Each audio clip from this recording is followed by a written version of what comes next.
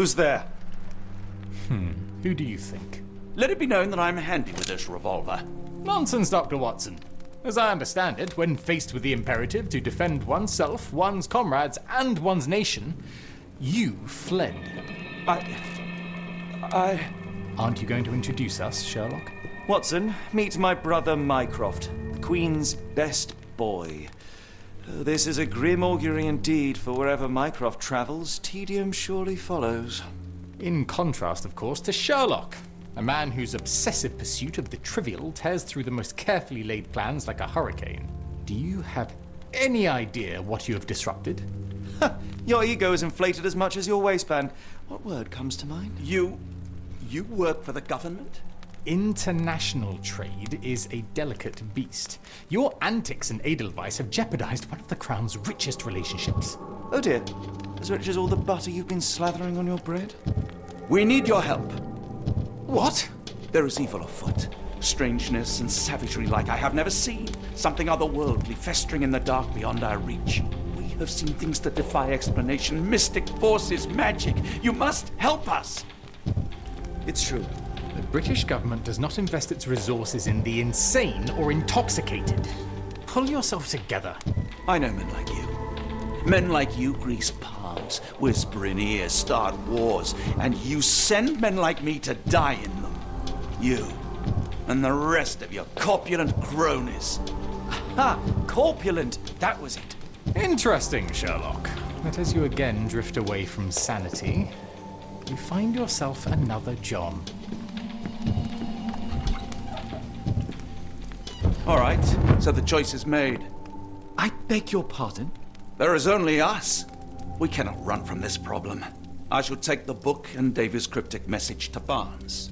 See what he makes of it.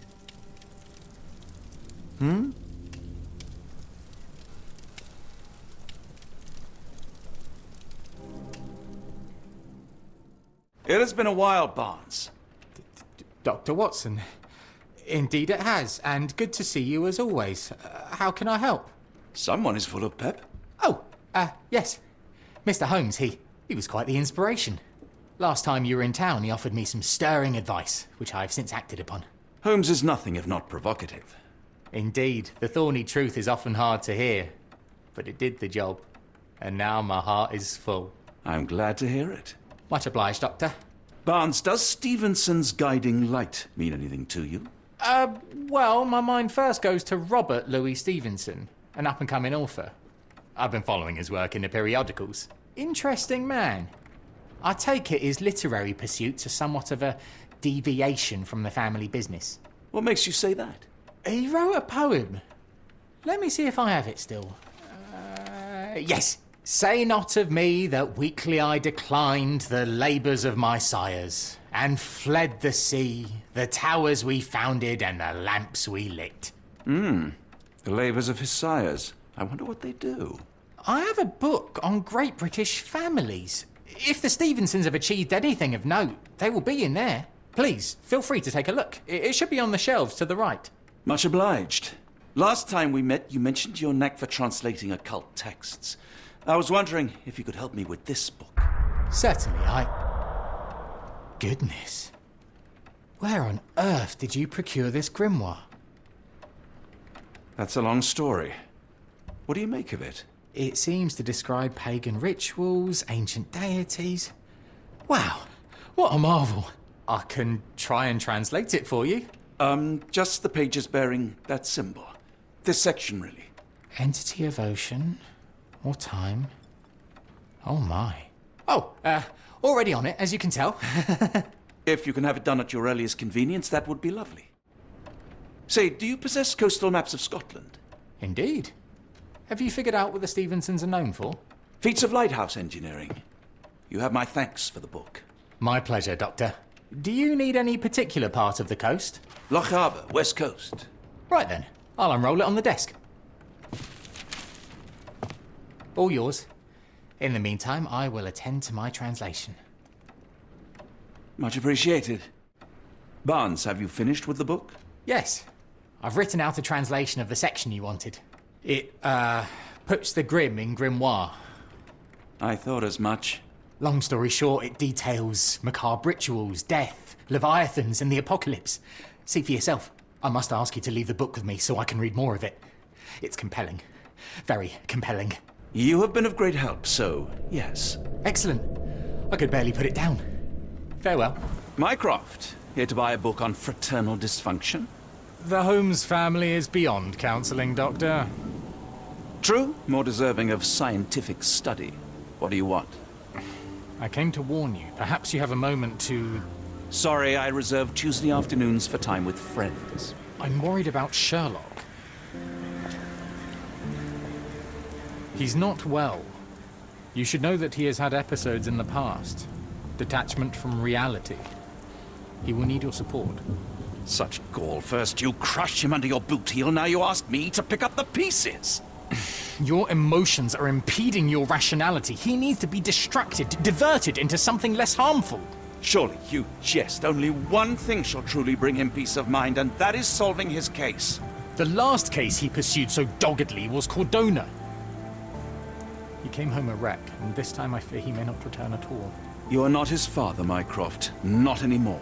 He is a grown man, a brilliant man. I know you care for him.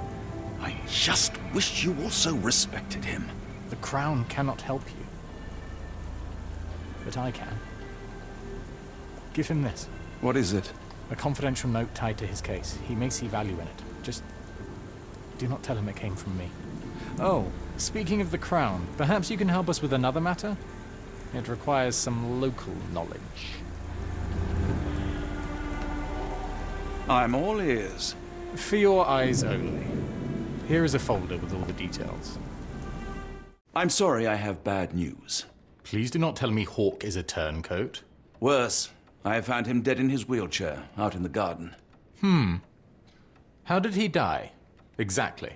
He was stung repeatedly by wasps. His body succumbed to anaphylaxis. And that is all you observed? Was there anything suspicious? Well, there was one thing. In his notes I found a handwritten M, but it didn't match Hawke's other writing. Listen carefully, Doctor. Do not investigate further, do not talk about this matter to anyone, and do not ask questions. Thank you. Now leave it alone.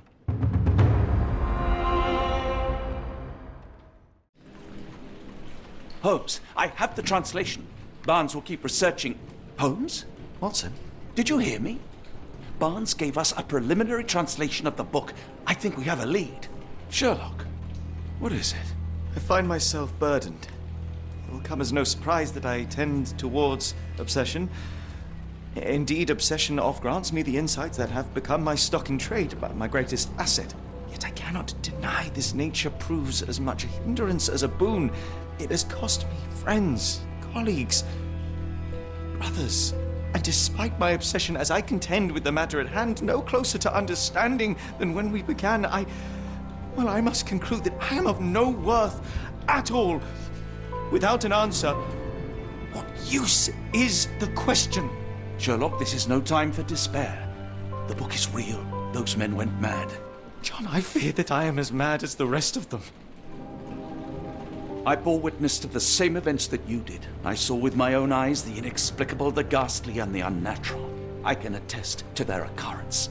So take heart, for it was as real as you or I, and thus we must persist. Lives hang in the balance. If you cannot see your worth, then trust in me, for I see it. And I know of no other man capable of putting this matter right. Thank you, John.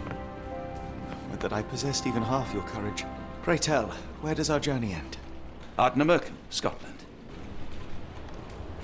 Well, shall we be off?